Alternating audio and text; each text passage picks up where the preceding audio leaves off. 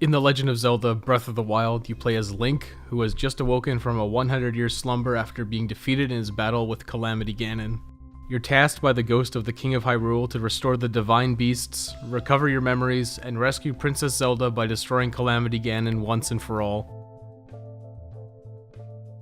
You're free to do whatever you choose in Breath of the Wild, but you are subjected to a rather lengthy tutorial section in the beginning to get some core abilities that you'll need throughout the course of the game. There are two types of bombs, either round bombs which roll or square bombs which don't roll, which is a nice addition, but not overly useful. Then you have stasis, which locks things in their current position. You can strike objects that are locked with stasis to build up kinetic energy to send them flying. Magnesis, which is used to lift and manipulate metallic objects such as doors or treasure chests. Finally, there's Cryosis, which lets you freeze water into a climbable pillar. After completing the first 4 shrines, you're also given the paraglider, which is your primary way of getting around in Breath of the Wild. The tutorial section is boring largely because your world traversal options are so limited without the paraglider. The game really opens up once you get to use it. Once the tutorial is over, you're given a few main quests to complete, but you're free to do whatever you choose. Whether it be completing the main quest objectives, hunting down shrines to power up your stamina and health bars, or just exploring for equipment or various settlements around Hyrule. You'll absolutely want to do any shrines you come across. They're simple mini dungeons which provide you a fast travel point and a spirit orb when you complete them. 4 spirit orbs can be traded in for a heart piece or a stamina upgrade. Stamina upgrades should be a priority, at least until you complete a second circle of your stamina bar. I found some of the Sheikah towers to be completely unscalable until after I had a significant amount of stamina upgrades. Climbing the Sheikah towers provides a map of the area and a fast travel location. They also provide a very good vantage point to find various shrines, towns, and other areas in the game. Jumping and paragliding off the towers is the fastest way to get around in Breath of the Wild, much faster than a horse. The horses are definitely better than walking, but totally eclipsed by the paraglider. Horses are limited to mostly flat terrain and won't cross even small bodies of water.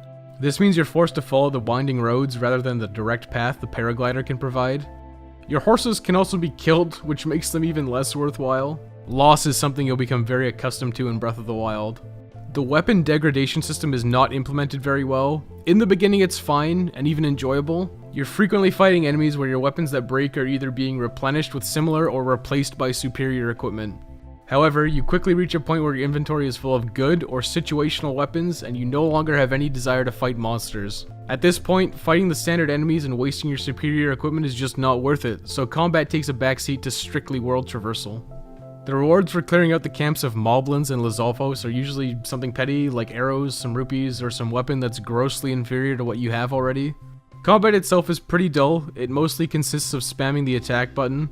There are some more advanced techniques like perfect dodges or parries, but they are rarely necessary to complete the game. There are a few weapon types, but they don't behave much differently. Weapons are more about raw damage numbers than type. There is a distinct lack of enemy variety. Most of the enemies are simple recolors with boosted health and damage numbers. Occasionally you'll run into elemental flavor on monsters or skeletal versions at night, but there are rarely, if ever, any changes to enemy movesets besides what weapon they're holding. The various flavors of these enemies really just drop slightly different crafting materials which we'll use for making elixirs. The standard bottle system of Zelda has been replaced with the cooking and elixir crafting system. This involves you gathering materials from around the world and throwing together combinations of them into a pot to create meals or elixirs with various effects. The system works pretty well, but it's not perfect. Every meal can only have one effect associated with it, like attack up or defense up or heat resistance. When you have an effect on, like heat resistance in a cold area and you take damage and you have to eat to recover health, it's kind of annoying to lose your heat resistance if all you have are cooked meals that provide another bonus. The other issue is that you can abuse these systems to simply win battles by attrition, spamming stockpiled cooked meals for health restores over and over until you finally emerge victorious. Breath of the Wild is a massive game, but unfortunately that comes with a plethora of technical problems. The sheer amount of frame drops in the very first minutes of the game is simply unacceptable. After first entering the world and encountering some enemies, you're greeted with a lot of slowdown. These frame drops never completely go away. For the entire runtime, there is moderate to extreme slowdown at fairly regular intervals. The slowdown is exacerbated during combat. If there are multiple enemies on screen, you should expect slowdown. The game does try and hide it with this illusion of slow motion when you land a hit in combat, but it is a failed attempt to mask the technical issues. On multiple occasions, the game completely stalled for a second to a few seconds before resuming. In general, I don't try to get too hung up on slowdown and frame rate, as it's a problem numerous games have in some capacity. Breath of the Wild has it in excess, which needs to be known. I'm not a huge fan of the art style, but it works for the game. It does feel overly stylized to make up for the lack of power on the Wii U. It's especially sad because the graphics have already been downgraded from early E3 footage. Despite the stylization and downgraded graphics, there are still the technical issues which show a lack of optimization, most likely due to the split console release on Wii U and the Switch. For a franchise known for its great music, Breath of the Wild is surprisingly light on memorable tracks. There are some throwback tracks, with the Rito Village using an arranged version of the Dragon Roost Island theme from Wind Waker.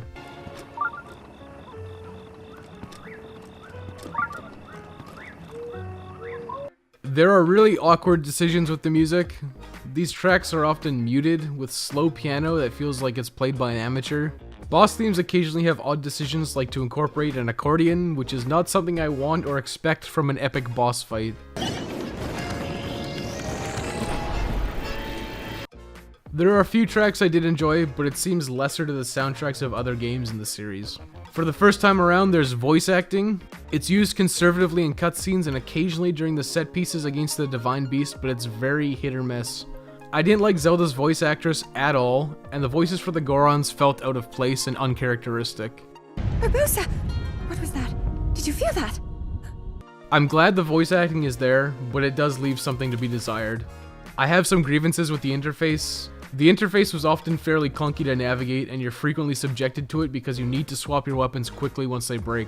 This would be a perfect use for the Wii U's gamepad, as you could quickly tap to the new weapon, just like you could do it in Wind Waker HD. There is absolutely zero use for the Wii U controller's touchscreen, as clearly this would be a feature that would be impossible to use on the Switch while it's playing in any mode. So they simply did nothing, which is lazy. Breath of the Wild's difficulty is difficult to accurately judge. Zelda has a reputation for being an easy series after entering the 3D era. Breath of the Wild has a lot of the standard Zelda stuff, but definitely has some questionable decisions in regards to difficulty. A lot of the difficulty comes from Link being weak. In the beginning, you have a paltry stamina bar which severely limits your world traversal options. That's more of a minor annoyance. The real issue is that a lot of enemies fall into a really bad trap of being damage sponges with the ability to kill you in 1 or 2 hits. Being one-shotted in Breath of the Wild happens far too often. It genuinely feels unfair at points. A really strange aspect of this is that the standard enemies often hit harder and are more threatening than the game's bosses. The guardians you encounter are infuriating in the early game. You have no reasonable way of dealing with them until you get your hands on ancient weapons, most commonly arrows. They can and will one-hit kill you, and they are often deadly accurate. The inclusion of the guardians is simply a way to gate you out of going into certain areas too early, which feels counterproductive to the concept of the game. You can use shields to parry their laser, but it takes some practice before it's a reliable way of defeating them. There are ways to boost your health and defense, mostly by cooking meals and upgrading your equipment. I found regardless of upgrading my gear and hearts, I was still subject to being killed in a few hits. The shrine puzzles mostly err on the easy side. There are a few that are very execution heavy and require precise inputs to get through. There are also several that use the Wii U gamepad's motion controls, which are often more tedious and frustrating than fun and rewarding. Although a few of them can be bypassed by using your head a little. Some shrines also can be completed in multiple ways if you have certain equipment, like fire arrows, which can allow you to totally bypass the puzzle's concept, which is great. Completing shrines is satisfying, and most of them are short and sweet, which is really what you want out of something like this. Dungeons are in a similar spot.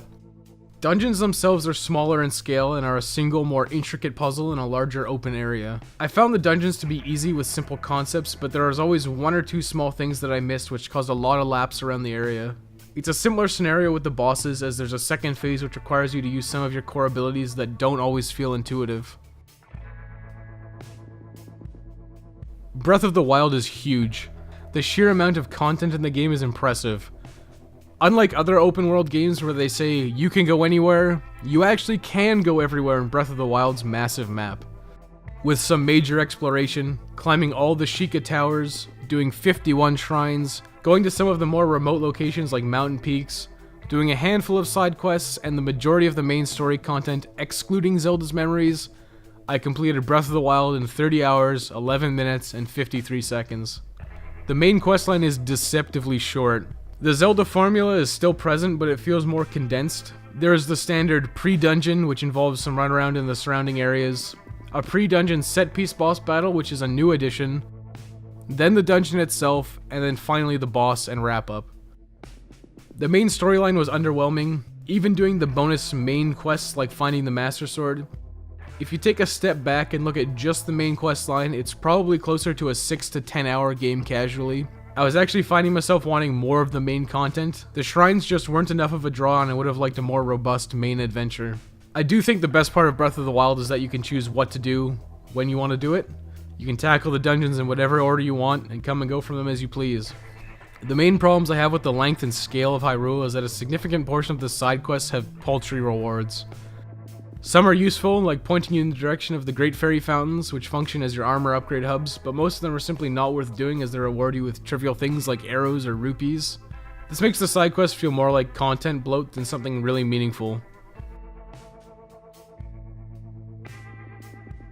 It's obviously too early to call, but I think it's a safe assumption that for some people, The Legend of Zelda Breath of the Wild will definitely be Game of the Year. Nintendo's sweeping changes to the Zelda formula are huge, and they should be commended on that, but they didn't get everything right this time around. I did find myself missing a few of the Zelda staples, like the hookshot, but overall, the game is very enjoyable and absolutely worthwhile on the Wii U. The frame drops really do mar the experience, and a lot of the design choices like the weapon durability system are often more annoying than fun. Combat lacks depth, and you're consistently running into the same enemy types for the entire game. Subquests feel tacked on and frequently unnecessary, but do provide a good amount of content for those looking for a really long game. The main questline is a bit short, and it would have been really nice to have 2 or more main dungeon areas. This review may have seemed overly negative, but I did genuinely enjoy Breath of the Wild. It's important to address glaring flaws, especially when Breath of the Wild is getting extremely positive reception and very little criticism. Breath of the Wild has laid the groundwork for something incredible, but it's held back by some poor decisions and being on outdated hardware with poor optimization. Despite the flaws, The Legend of Zelda Breath of the Wild gets recommended playing's most prestigious verdict of recommended.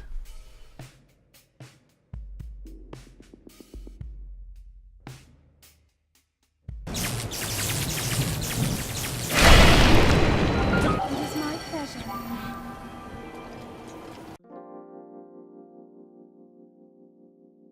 If you liked the video, leave a like, and if you want to see more reviews in the future, subscribe to my channel.